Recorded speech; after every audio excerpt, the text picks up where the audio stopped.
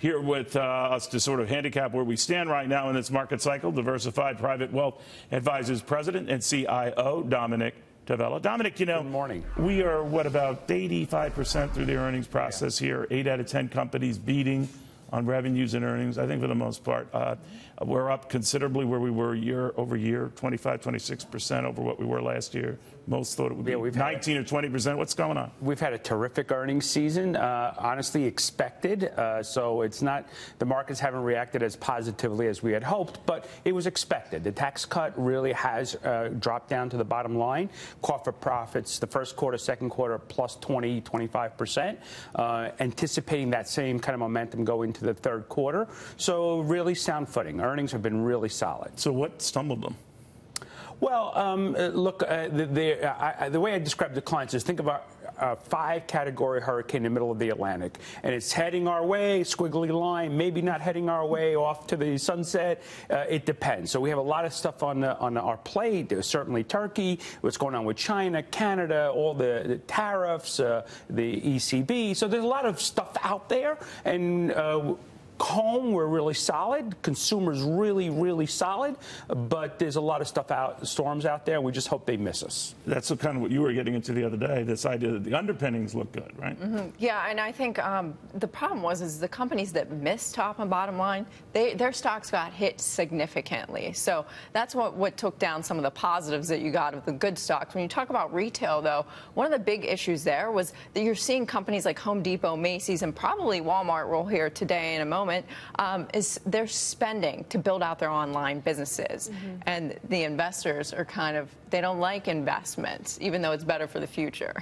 And they didn't like it when Jeff Bezos was doing it at Amazon. Exactly. Right? But they like it more than they used to, right? In terms of companies with rising CapEx, aren't they getting a little better reception in the market maybe than a few years back? Right, and I think that what the market is missing, too, is that operating margins are still at very elevated levels. In fact, Macy's numbers yesterday were not bad at all, but the stock was up 60% year to date. So it had been running up in anticipation. Yeah, it really of ran up. And but really, if you look at the Macy's numbers, they're putting a lot, to your point, they're putting a lot of capital into reinventing their stores, cleaning them up, making them fresh. And this is going to be Walmart's issue, I think, today. They're making huge investments. They did it in Jet to help their e-commerce business. They bought now this Indian retailer. I'm not sure about this thing, but it's going to affect their EPS short term. Longer term, I think it's going to be. Well, Maria had reminded me of this. The consumers now are a lot happier under this president than the last president, right? I did not say that. Thank you for reminding me. Yeah, you did. Thank you. But, you know, I joke, but to make the point, the president keeps saying people are feeling up and they're eager to spend. They're in a great mood, and that this will continue. Do you agree with that? You know, we go back to after the 08 crisis, the financial crisis, and the savings rate in this country hit historic highs. It was on an average of 6-7%. People had the money, they were squirreling it away, they were afraid. Today we have consumer confidence at an all-time high, small business confidence at an all-time high. These are the two jet engines in our economy. So as long as the consumer is feeling good, feeling positive, they're willing to spend those dollars. If fear comes across, i.e. something happens in Europe or China, this trade war, it's not that they don't have the money, they're going to hold on to it tightly. The spending goes down, our economic cycle goes down. But Dominick, I want to ask you about that because you do still get a sense that people are anxious, whether it's the threat of the trade war, whether it's inflation and wage stagnation. Are average people feeling the tax cuts? Because we know a lot of that's gone into stock buybacks, a lot of that hasn't gone to average consumers. And there's still a lot of anxiety, particularly in the Midwest and the Plain States in the South. No doubt. We had a client come in yesterday. Dom, we should be raising a little cash. This is making me nervous. Yeah. Putting that aside, 200,000 jobs a month created. 2.5 million jobs this year. So how do you put that aside, right? Well, it's hard to put it aside because these people come in and they have money in their hands.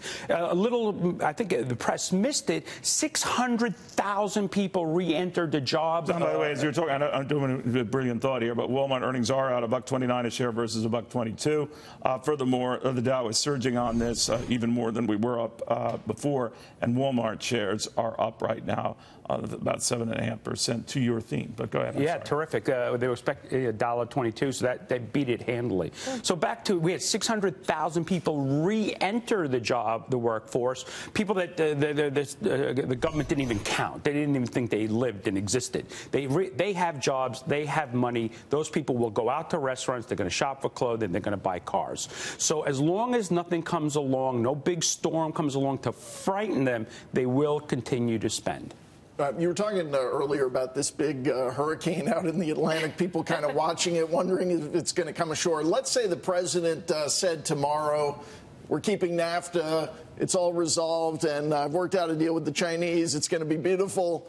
At that point, what happens to stocks? Is the hurricane just the Doppler is totally clear at that point and they rise up, or what happens next? I would argue that we take this hurricane from a category 5 maybe to a category 2.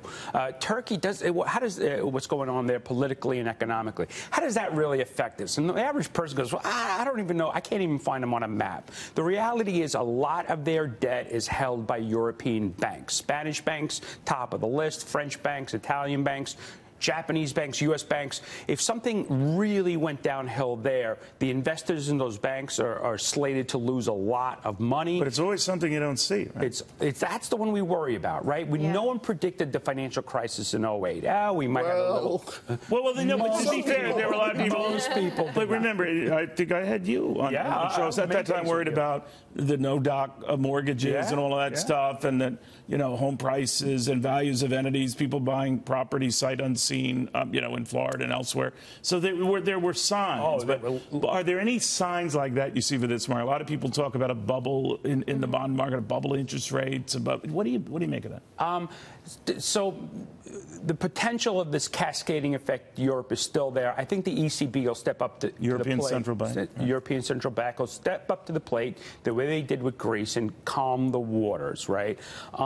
Bubbles, look, we have real earnings right now. These companies are making real profits. That's on the positive side. Well, they were making real profits. We went through the garbage.com era, though, in 01, right? Yeah, These companies were fictitious. What presaged the meltdown wasn't a profit problem. No, it was debt that was given to people with no real, and companies. No, it wasn't just people with no documentation, no proof that they could. Well, years earlier, when my wife and I got a mortgage, I knew this is major. We don't deserve one. The indicator were the dozen envelopes a day that you got at home, giving you free credit cards and free mortgages. Bobby Babalu was the mortgage lender. It was not. Today, probably the thing that worries me the most is that, because it's never been done before, is how our Fed is going to raise rates and unravel the balance sheet. It's never been done before. We don't have a roadmap. Donald Trump sent out a signal, don't even try it. Yeah, best that he not tweet on that issue. But that could frighten the markets.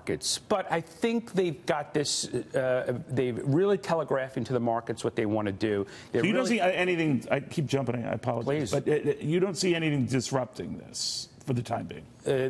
Are Feds raising interest rates? No, the market, the way it's been doing. As long as the economy stays as healthy as it does, I really see 3,000 plus on the S&P 500 as achievable.